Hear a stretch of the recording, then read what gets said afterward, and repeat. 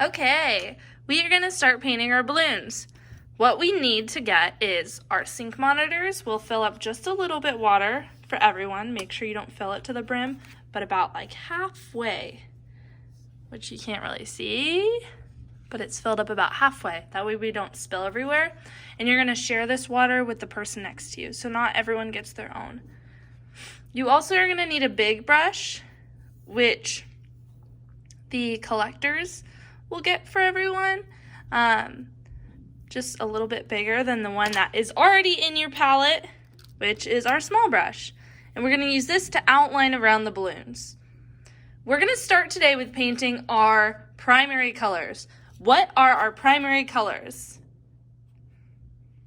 That's right, blue, yellow, and red. Look at this palette.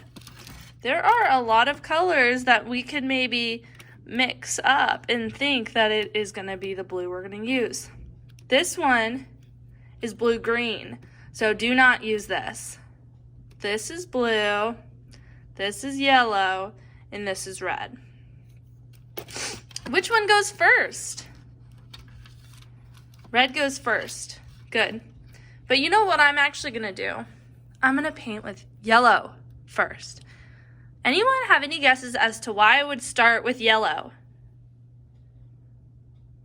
Because it is the lightest, and a lot of times we could accidentally mix it with other colors, and then it doesn't look like yellow anymore. So we want to make sure while our brush is completely clean that we start with the lightest color. So luckily for us, we already outlined around the balloons yesterday. So we know that the third balloon is yellow. Watch how I paint it. I'm going to paint the whole thing. So I'm going to start with dipping my brush in the water. And then I'm going to wake up the paints. Wake up, wake up.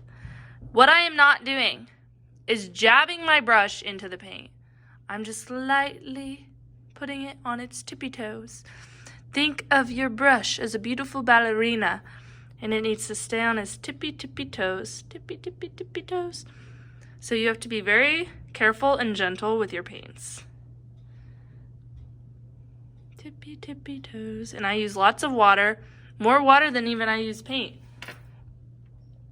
Once I have grabbed a good amount of yellow, I will start with going around the outline, making sure that I keep my brush on its tippy toes.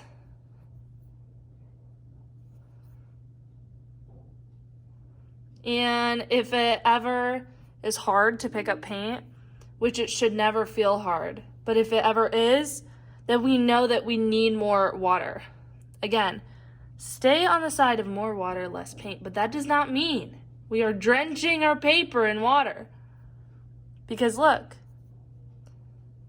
how my paper doesn't look super wet. And once I woke up my paint, I keep going back to it.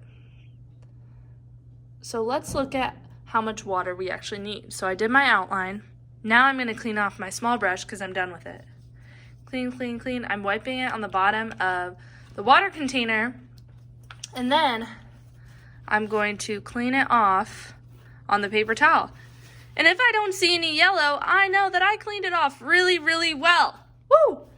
Now I'm going to start painting with my big brush. So first, I need to dip it in water. Water, water, water. But I don't want to drench my paper, so I'm going to tap off the water. Now, pick up my yellow. Woohoo! Again, tippy toes.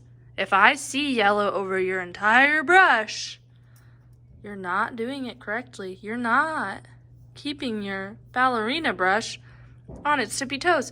Okay, I'm already going back for more water. My paint really loves water.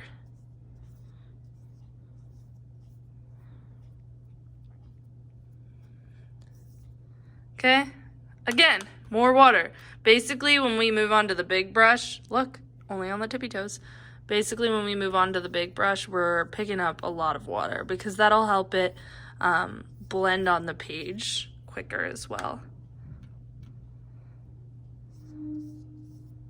But notice how there's no spots of only water.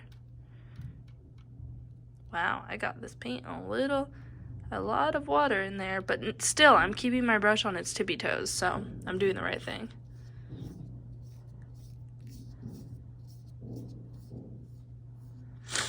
Absolutely beautiful. Notice how I painted the whole thing yellow. That is because when I go here to paint the orange over top of the yellow and the red, I will get what color when these two overlap. Orange and yellow overlap and it makes yellow-orange. Okay. So next I'm going to do the same exact thing, but with red. Tippy, tippy toes, tippy, tippy toes. I do not want to ruin my paint. Boop. Okay, so now I picked up my red, and I will nicely go around this outline until I covered the whole thing. We want these balloons to be super neat and super nice. So we are going to take our time, be careful.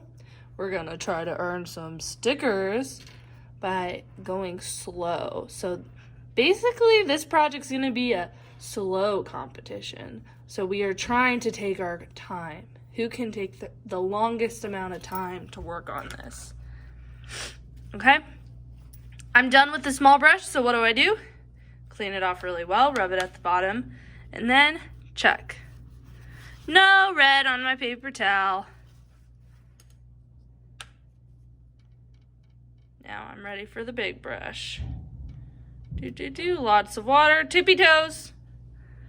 It's only on the very tip. That means I'm doing it right. And if you get some paint on the table, don't worry because we do have table wipers, and that is the person who sits at the purple chair. The quality control person will wipe down the tables. So if you get a little bit on the table, that is totally fine. The only thing that I have an issue with is if I see you do it on purpose.